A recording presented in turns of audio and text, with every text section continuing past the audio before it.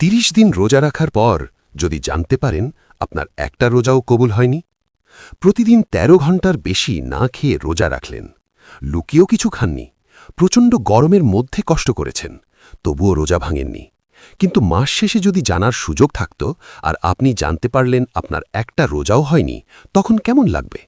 রোজা রেখেছেন, সওয়াব পাননি, বিনিময়ে শুধু ক্ষুধার্তই থেকেছেন। আমাদের সমাজের অনেকেরই এমন হয়।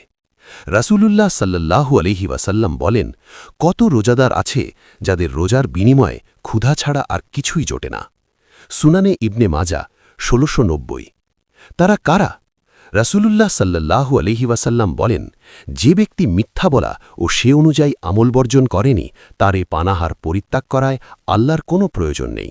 সহিহ বুখারী ১৯০৩। অর্থাৎ রমাদান মাস শুধুমাত্র উপোস থাকার মাস না, কেবল না খেয়ে থাকলেই রোজা হবে না।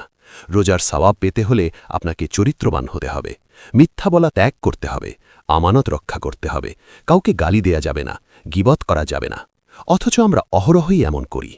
বাইরে কাজকর্ম করে বাসায় এসে কোনো কিছু এলোমেলো দেখলে স্বামী রাগারাগি করে, স্ত্রীকে বকা দেয়, গালি দেয়, রিকশা ভাড়া ঠিক না করে রিকশায় চড়ে নামার সময় ঝগড়া করে, সময় কাটানোর জন্য বন্ধুদের সাথে বসে বসে গীবত করে, রোজা রেখে মিথ্যা বলে, ঘুষ খায়। আপনি হয়তো ভাবছেন রোজা রাখছেন, কিন্তু রাসূলুল্লাহ সাল্লাল্লাহু আলাইহি ওয়াসাল্লাম বলছেন, এগুলো রোজা না, এমন রোজার আল্লাহর কোনো প্রয়োজন নেই। আল্লাহ এমন রোজা কবুল করেন না। তাহলে কিভাবে পরিপূর্ণভাবে রোজার সওয়াব পাওয়া যাবে? নিজের চরিত্রকে উন্নত করা, সচ্চরিত্রবান হওয়া। রাসূলুল্লাহ সাল্লাল্লাহু আলাইহি ওয়াসাল্লাম বলেন, যে ব্যক্তি তার চরিত্রকে সৌন্দর্যমণ্ডিত করেছে, আমি তার জন্য জান্নাতের সর্বোচ্চ স্থানে একটি ঘরের জিম্মেদার। সুনানে আবু দাউদ